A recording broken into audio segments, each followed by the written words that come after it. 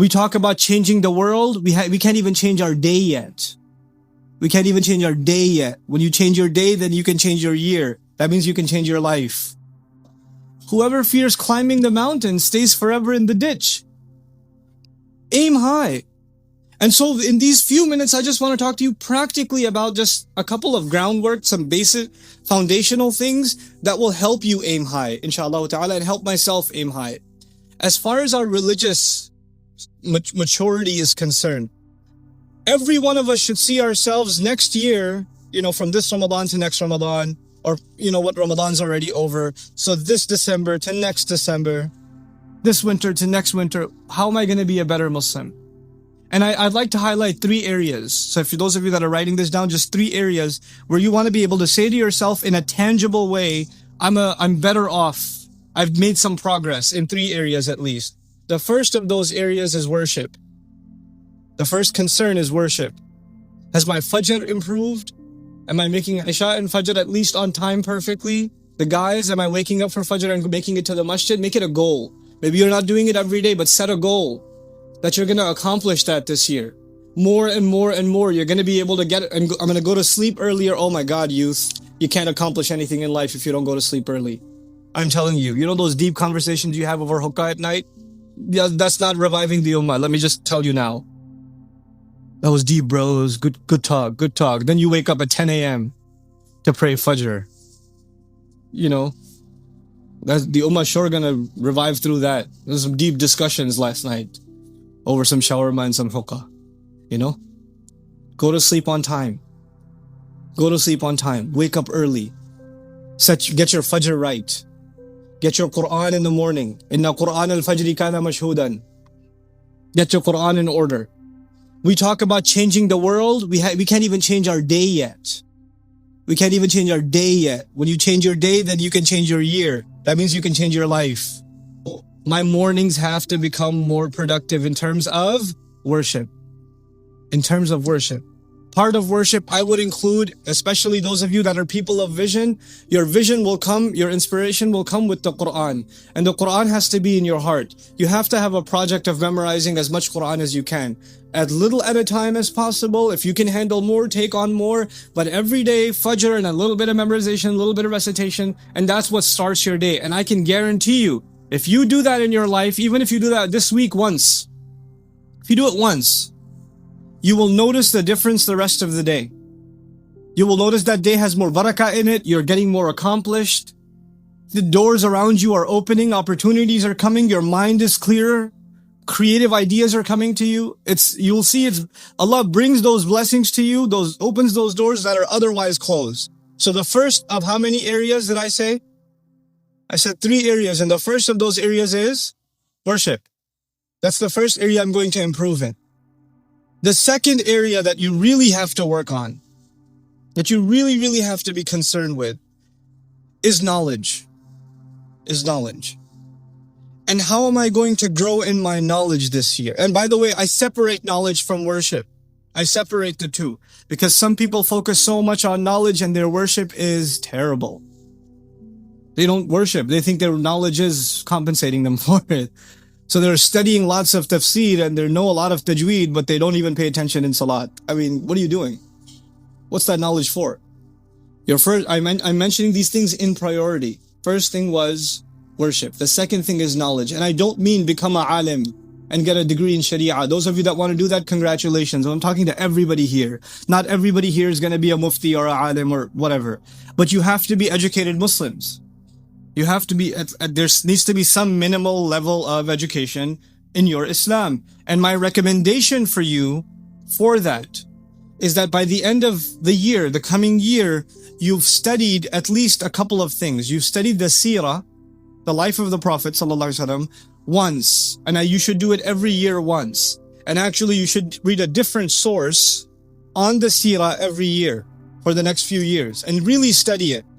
At the same time, you have to make substantial gains. In that same year, you have to make substantial gains in your Quran. I'm still in the area of knowledge. First area was worship. Second area is knowledge, right?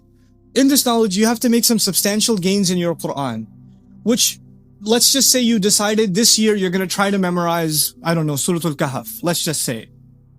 So you set a goal. For this year, I'm going to memorize Surah Al-Kahf. That means I'm going to memorize it. I'm going to study its tafsir. I'm going to read it in translation. I'm going to try to understand every word in its vocabulary. If there's a lecture series on Surah Al-Kahf, if there's a tafsir available on Surah Al-Kahf, if there's an article and paper on Surah Al-Kahf, I'm going to take it and I'm going to consume it. This is knowledge. So the first thing was worship and the second thing was knowledge. And I hope you see how I tried to fuse those two things too. Even though I kept them separate, one is helping the other. So if your knowledge is not helping your worship, I don't know if it's real knowledge. I don't know if that's real knowledge in terms of deen. In terms of deen. Then there's the third area, and that is service. There's service. And that's where you have to figure out, you have to set some time, whether it's once a week, whether it's on the weekends. You don't need the screen anyway. If it was on the weekends, whether it's, once in a month, but you have to do some kind of service, meaning help people. Parents, those of you that have parents that have teenage children, if you can encourage that sort of activity and even take part in it with your teenage kids, it's actually most important in teenage years to engage in the activity of helping other people. That's part of what builds maturity. Because the teenage years are when our youth in general, not just Muslim youth in general are the most self-absorbed. They're really just, their world is themselves and how they look and their friends and their Facebook status or how many friends they have or whatever.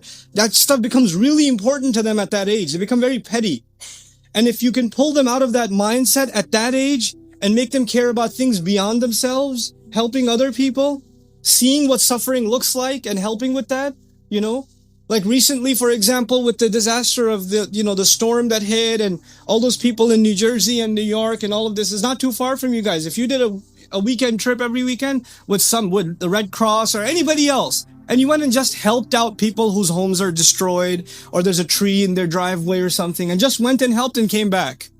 If you just did that, I'm telling you, it will bring you closer to Allah like nothing else. You do these three things and you've at least met the foundational goals to do great things in life. This is not your goal. These are the things you've met so you can actually achieve goals. Now let's talk about your goals. To those things, do them when you're a teen. Do stuff when you're a teen. If you have an idea, run it by people that are successful in business or in entrepreneurship. Discuss your idea with them, refine it, see how you can get started. And you don't always think you need to have big investment capital to start something. All you need is a good idea and work ethic, and you can start something. And you can be huge. You can be huge. That's what the Ummah needs. The Ummah needs creative entrepreneurs. The few entrepreneurs that we have are driving, they're actually shaping the direction of the community. Alhamdulillah, thumma alhamdulillah, we have enough doctors. We have enough programmers.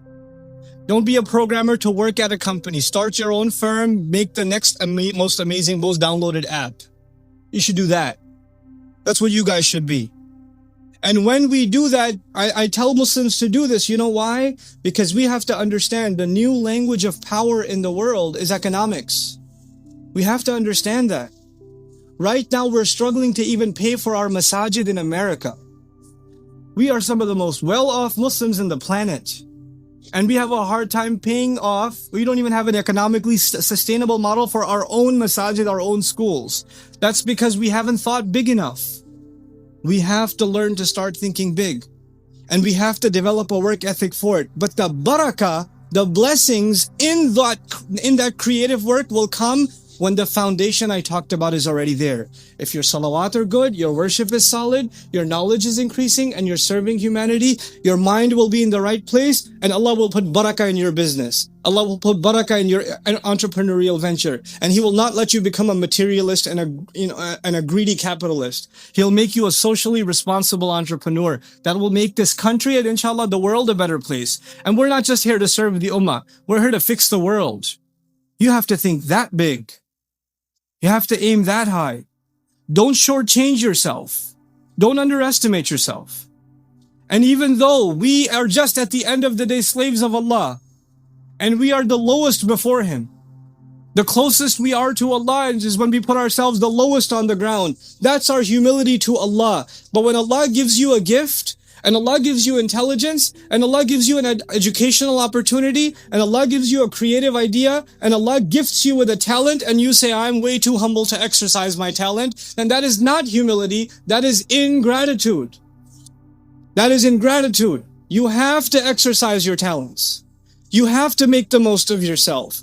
قُلْ كُلٌّ يَعْمَلُ عَلَى شَاكِلَتِهِ. Tell them everybody should work in accordance with their predisposition. Every one of you has a predisposition. You have a talent. You're good at something.